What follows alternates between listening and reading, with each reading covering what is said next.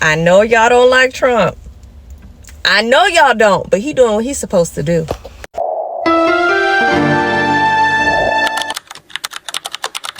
Hello amazing viewer, this is Comfort for Life. I bring to you a compilation of TikTok videos together with famous social videos for educational purposes. If you're new here, consider subscribing, and to my returning viewers, I love and appreciate you. Thank you so much. Let's dive into today's video. For that, it wasn't meant for that. What Donald Trump is referring to that was meant for the slaves is birthright citizenship that was given during the 14th Amendment, which really makes me think they've been analyzing exactly what we think they are. Now, this is what he is referring to that was in the 14th Amendment that actually came after the 13th Amendment, and it was actually changed to say that slaves and children of slaves had birthright citizenship, as we were not seen as people. Now, following the Civil War, Congress submitted to the states 3 amendments as part of its Reconstruction program to guarantee equal civil and legal rights to Black citizens. A major provision of the 14th Amendment was to grant citizenship to all persons born or naturalized in the United States, thereby granting citizenship to formerly enslaved people or African Americans. Also added, nor shall any state deprive any person of life, liberty, or property without due process of law, nor deny to any person within its jurisdiction the equal protection of the law. The right to due process of the law and equal protection of the law applied to both federal and state governments, again, pertaining to our rights as Black people. Now, on June 16, 1866, the House Joint Resolution proposed that the 14th Amendment of the Constitution was submitted to the states, and then later on July 28th, it was declared in a certificate of the Secretary of State and ratified by the necessary 28 of 37 states and became part of the supreme law of the land. This is why they're trying to rule ending birthright citizenship as constitutional. No, literally, Trump ordered ending birthright citizenship for illegal immigrants is constitutional, and this is what experts are saying, citing that 14th Amendment clause that was supposed to pertain to Black enslaved Africans and saying that it excludes anybody else outside of that realm. Only time will tell. But for them to say that this is constitutional and quote the 14th Amendment, I can only imagine what else they're going to pick and choose to use from the Constitution. If you come here on vacation and you have a baby in an American hospital, that baby doesn't become an American citizen. If you're an illegal alien and you come here temporarily, hopefully, your child does not become an American citizen by virtue of just having been born on American soil. Listen, I know y'all don't like Trump. I know y'all don't, but he doing what he's supposed to do. A lot of people, be the same people that was complaining about the state of our economy and our country and the way things was being ran. They sit up here struggling and they paying however much in their apartment. And y'all might still be paying that right now. It's only been a week. Sitting up here like, oh, stuff is too high, this, that. You got all these people laying out on the street, they homeless, blah, blah, blah. Yet, when someone comes along and is actually making the changes and not just talking, you're mad? You're mad? That's crazy to me. So today, Trump has halted all federal loans and federal grants. And that's because a lot of these federal loans and grants were being used for frivolous programs. And I don't blame him.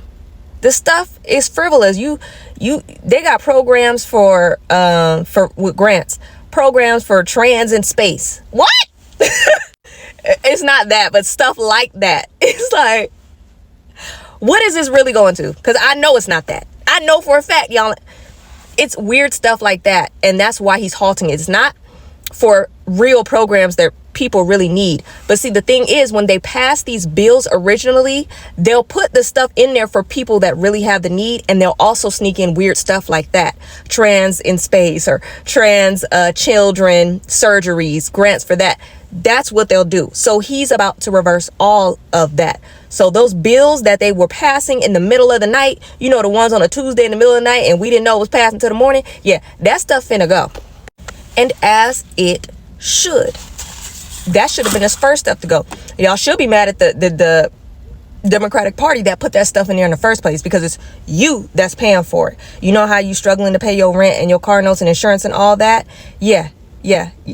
Because the more money they extract out of you, the stuff that's going to these frivolous programs, that's money you got to pay. That money didn't come out of thin air. It came out of your check. And that's why I say it has to be cognitive dissonance at this point. Because there's no way the same people that are complaining about the way things are and the crime and this and that are the same people that's mad at Trump for making these changes. You mad that the kids can't read. He said, okay, well, I'll leave it to each state to take care of their education. No, he's trying to tear down the the Department of Education. No, he's not. He's leaving it to each state. I don't get it. At this point, I don't get it. The country is in disarray. And it was left to us by the Biden administration, along with Kamala. She was part of it.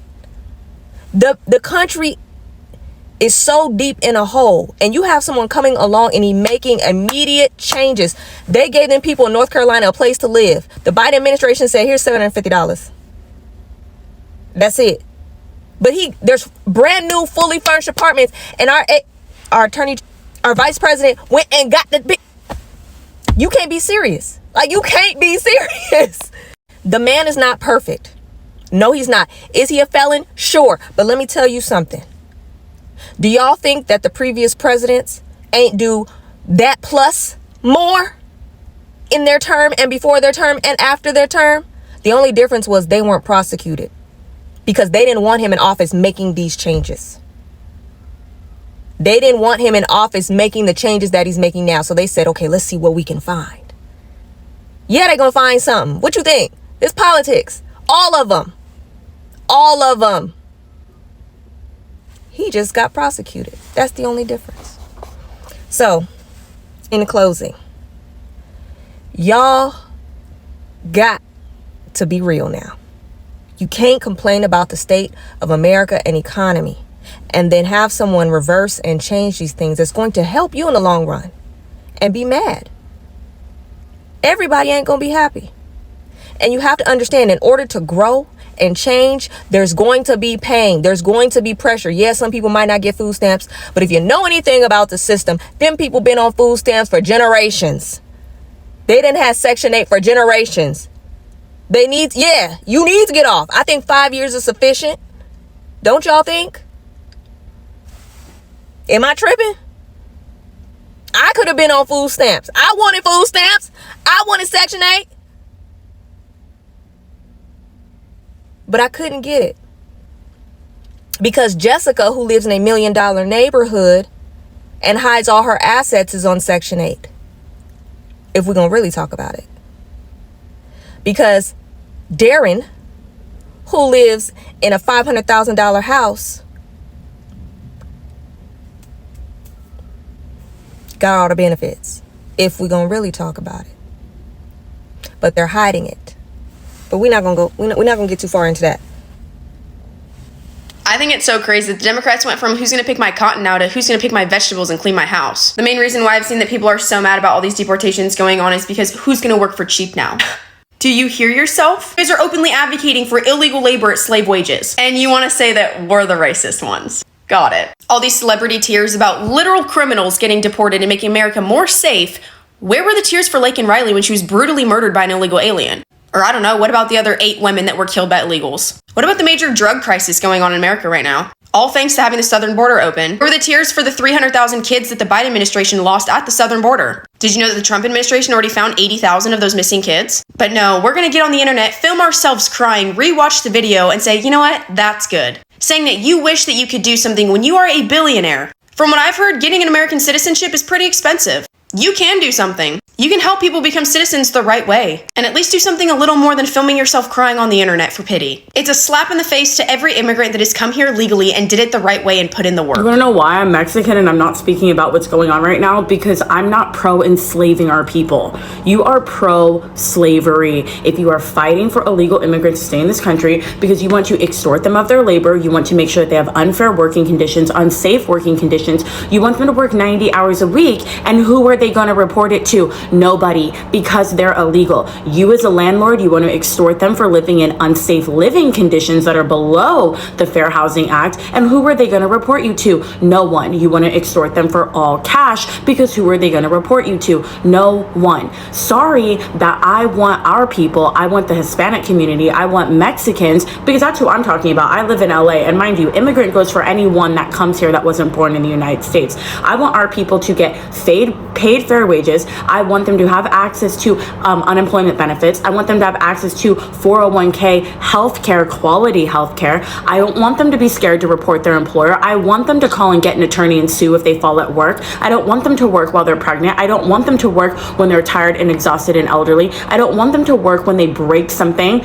Imagine that, working in construction and they break their hand, they drop a tool, they break their foot, and then you're still telling them to come to work or you're going to throw them over the border. Like, I am not pro-slavery and you are. And you're going to say that that's not true. Why else do you want them here? You want them here because you don't want to pay them fair labor. And if you've ever moved from a house and you've gone to Home Depot to pick up help because you wanted cheaper labor, because you didn't want to hire a white moving company, you are pro-slavery. Never a day in my life as a Mexican have I ever gone to Home Depot or been like, let me just go get a guy from Home Depot to help me hang my stuff on my wall. No, I'm going to call the person who has the license, who has the insurance, and I'm going to pay the wages of the person to do it. I'm not going to extort people because they're darker skinned than me, and who are they going to call and report me? So yeah, you're a loser. You're a loser if you are not pro our people getting here safely, not to mention how dangerous it is to come here illegally, and you are pro women coming over here, pregnant women with their children,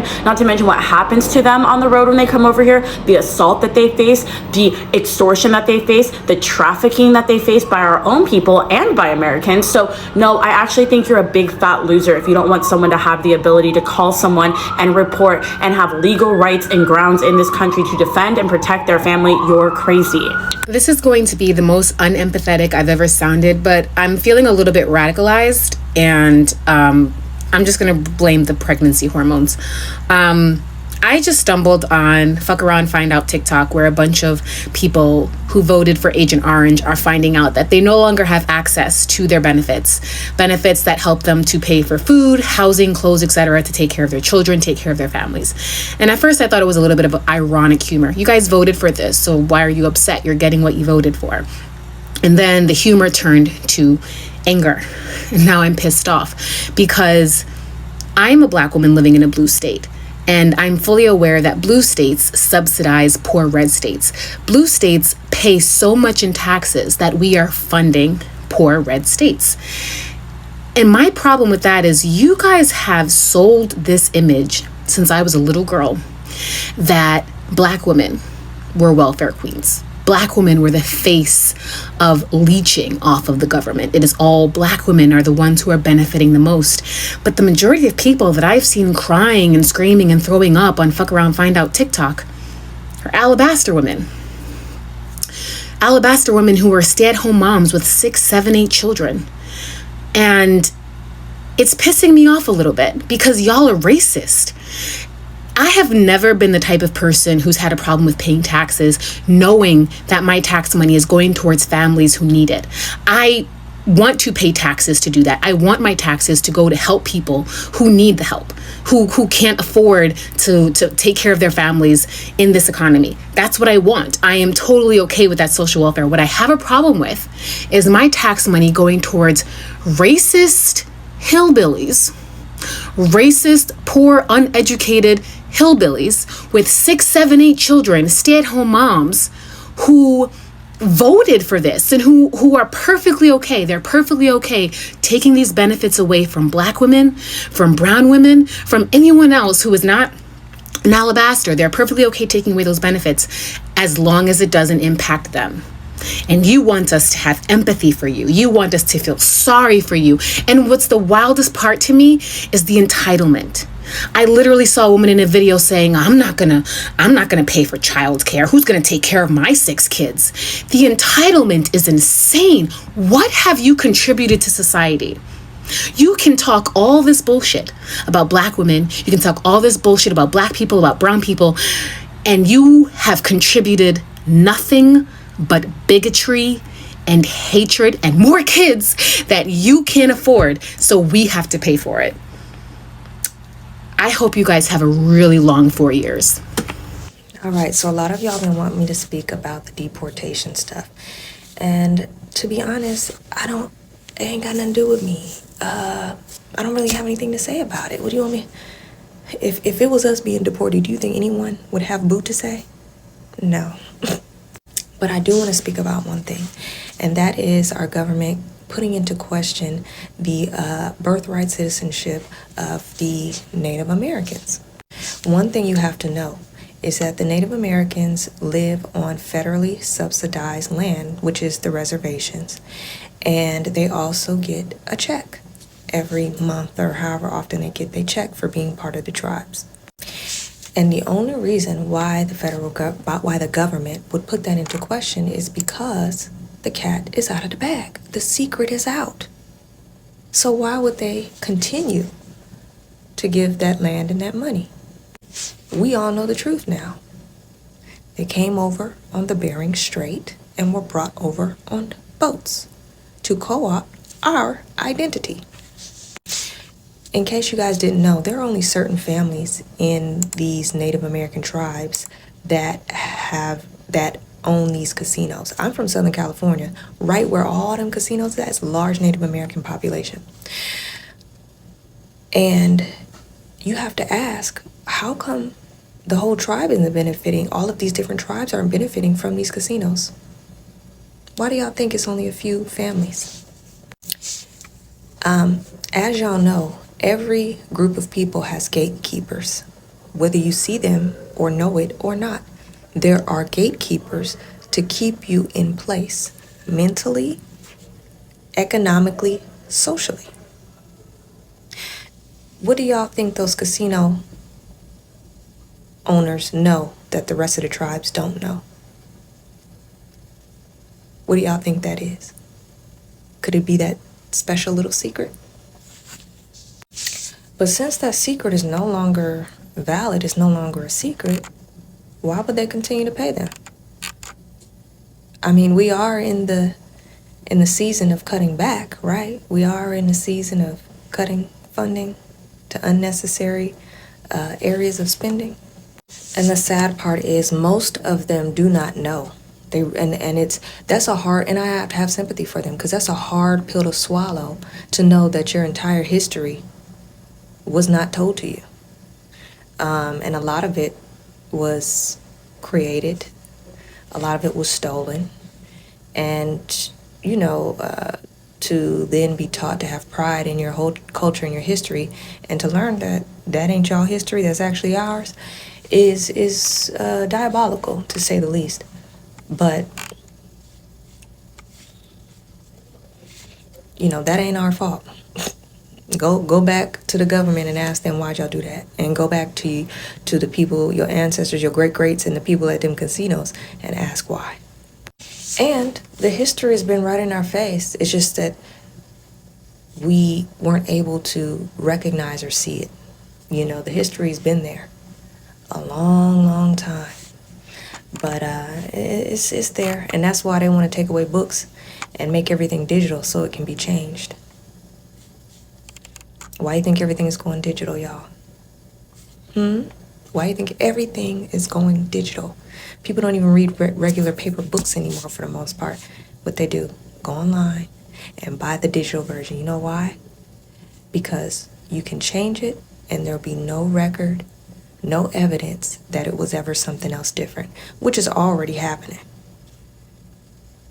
And that's why there's coalitions saying save the books, because books tell the real story, the original story, and you can't change that.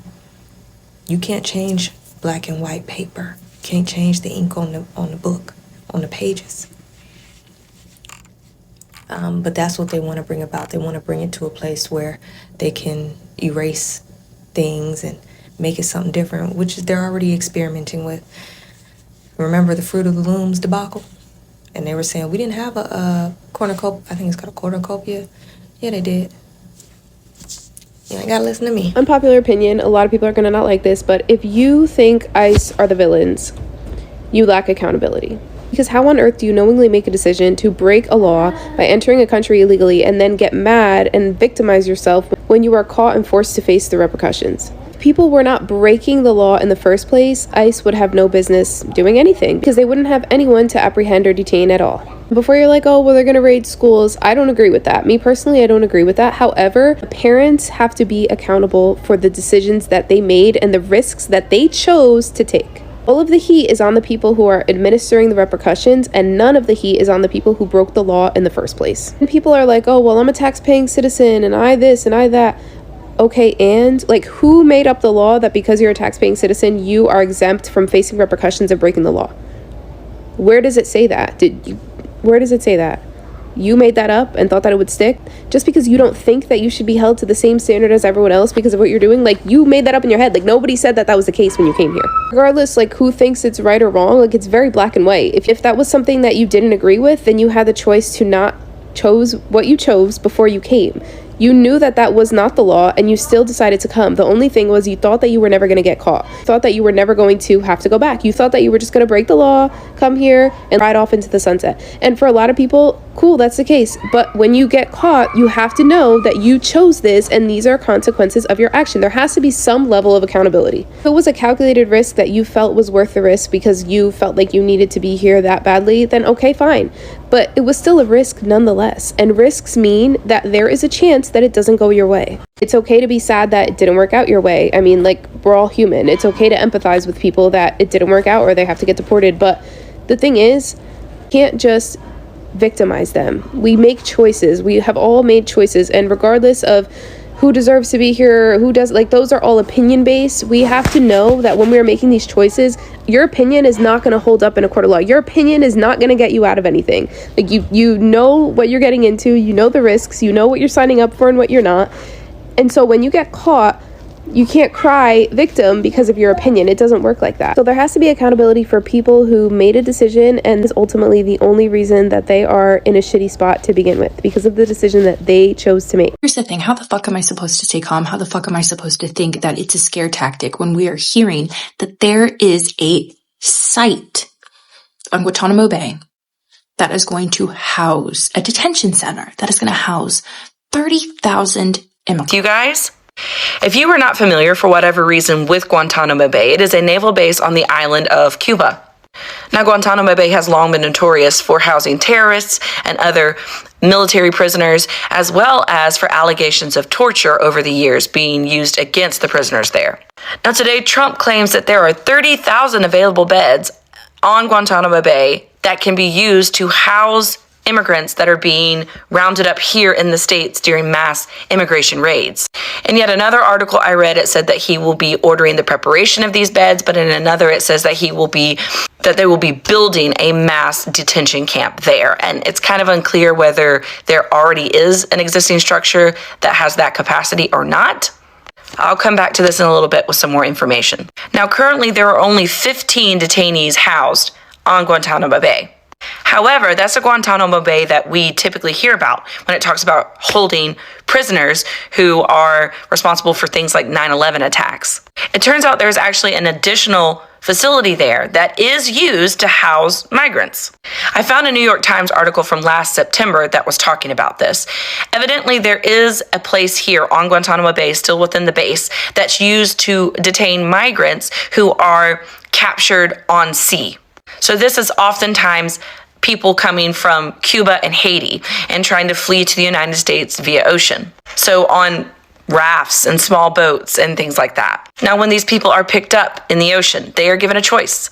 Either they can be sent back to their home country, the one that they were fleeing, or they can be taken to Guantanamo Bay and be housed there, where they can then begin a process to try and petition for welcome to a third country, not the United States. So another country that might take them. There's no pathway that exists here for them to get to the United States. They're not going to be allowed to go to mainland US when they're housed here. Now, when people are housed here at Guantanamo Bay, as it stands, they are not visible. They're not viewable in the public database that's used to find detainees. There is a database that exists that when people are picked up by ICE, by immigration, They can be searched by name so that people know where their family members are in the process and where they're being housed. Guantanamo Bay does not show up there. So if people are being housed there, they are not searchable in this database. Additionally, different rules apply on Guantanamo Bay. It's not the same as when people are being detained here in the United States by ICE. Therefore, it's quite foggy as to what could be allowed to take place there, especially if we're talking about taking tens of thousands of people and housing them on the island. Now, over the years, there have been concerns with conditions there on the island with housing these migrants that have been housed there, especially when you consider children being housed there, which happens. Now, there were some inspectors for the Department of Homeland Security back in March of 2023 who expressed these concerns after going and investigating at the base. They found some deplorable living conditions, and people have reported things like overflowing sewage and non-functioning toilets, rats running through the rooms, and more. There was a tip in 2022 that a Cuban family, including 2 children, ages 10 and 12, were being housed there, that the children were in bad shape medically. They needed help. And it was recommended by a pediatrician once that finally was taken care of that they needed to be removed, which they were. They were in bad shape. According to records, there were only 37 housed there from 2020 to 2023, but it is unclear how many people might have been there for a short amount of time before they were then turned around and deported back to their home country. But only 37 people for 3 years who were detained there for any significant amount of time. I'm giving all of this information to say that it is not unheard of for migrants to be housed on Guantanamo Bay, apparently. What is unheard of is sending those detained in the U.S. there to be housed. It was used to house people who had been picked up in the ocean, trying to get to the United States via raft or boat.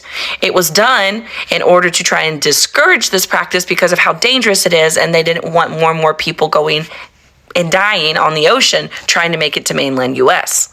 But what Trump is talking about doing is a completely different animal. He is talking about sending them en masse to the island. Now, certain reports from officials there say there's nowhere near 30,000 beds available. Apparently, there was something of that capacity or similar capacity back in the 90s when they were housing Haitian migrants who were having to flee Haiti because of conditions there, and were just being housed to assist them during this process. But now, there's nowhere near 30,000 beds available. So it's going to take a lot of work, evidently, to get the facility to a place where it could house that many people.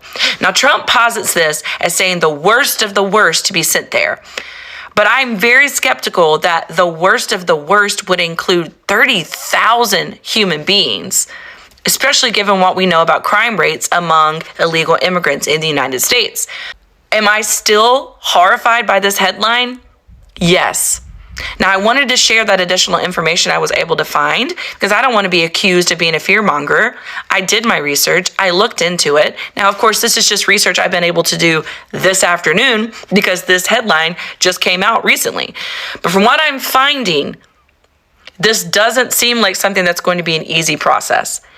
And of course, given the attitude and the cultural shift we are seeing with what Trump is doing, what he is saying about migrants, what his base continues to say about migrants, I'm horrified at what this could mean. Because if there is some place off, away from our country, somewhere that's very difficult to access, extremely difficult to escape, and is sort of inaccessible to our wandering eyes, right? It could be a lot easier for them to hide atrocities. It sounds like the construction of a concentration camp for immigrants here in the United States. And Trump even says in some of his quotes that he would like to house them there because of how difficult it is for them to escape, and that he doesn't want them coming back to us. So that brings up the question of who is being housed there and how do they determine for how long? If they're criminals and they're housing them there, what's going to be the oversight for the length of time that these people spend there? Now, I know this video is already extremely long, so if you've watched this much, kudos. These are just my concerns because this, to me, sounds like exactly what we've been afraid of. It sounds like a concentration camp for people that the far right doesn't want in our country. And I find it absolutely disgusting. No, it's really happening. Them people knocked at my door last night. ICE. No bullshit. Around 2 a.m., we got a knock on the door. I was looking through the peephole. It was like 3 men standing there. They was knocking on my door, and I could see them knock on the neighbor door and everybody else's door, but I didn't fucking answer because I clearly knew who they were and I knew who they were here for. And I literally watched people get walked out of their houses, and up there, Mexicans downstairs, Mexicans across from me, literally everyone around me. I live on this whole side where all the Mexicans stay at. Seriously, because I know they party every night and they still ain't invited me for no tacos. But yes, and then I woke up this morning and it's Sunday, so all the work trucks usually be outside. Like I saw 5 work trucks usually be outside because they don't work on Sundays. I see 1 truck out. And I just want to say this is very much sad. And like I said, only 1 truck is out there. It's usually 5 work trucks. It's usually packed in our parking lot on Sundays where we can never find parking because everybody's usually home. There's 1 work truck out there today. Literally 1 work truck. The parking lot's freaking empty. There's parking literally right downstairs. And yeah, I really watched them bang on people's doors. I kind of went back into my bed because I was home alone. So I kind of just went back into my house and into the bed. But they were knocking, and right now it's so quiet. Usually I'm hearing the neighbors upstairs or the people downstairs. I don't hear anybody. I don't see nobody. I've been looking outside. There's nobody out there. And I feel like they took my neighbors. And what I'm used to is that my neighbors don't even speak English. More in Cali, most of the Mexicans speak English. My neighbors don't even speak English. They don't. To all the people posting about the ICE deportations, they're on the side of empathy and everybody else is just evil. Do you guys think that we enjoy seeing a non-violent immigrant's dreams crushed and they're crying because they're being deported back to their home country? No, we don't enjoy that. We just recognize that it's not empathetic to choose your position on an issue just based on what feels good and what sounds good. We have to track who is coming in and out of our country. They can come to our country. They just have to come in the right way because we need to know who these people are. An open border allows for not only criminals to come into our country, but open borders allow for more human trafficking. Open borders are the reason why tens of thousands of children went missing, largely due to human trafficking.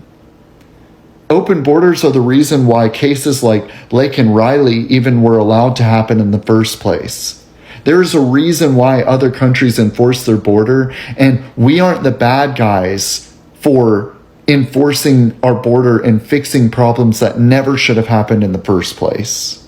Hi everyone, so as many of you know, I became an American citizen in June of 2021, and in April of 2022, I made a decision to go back home to spend some time with my mother, who at the time was battling breast cancer.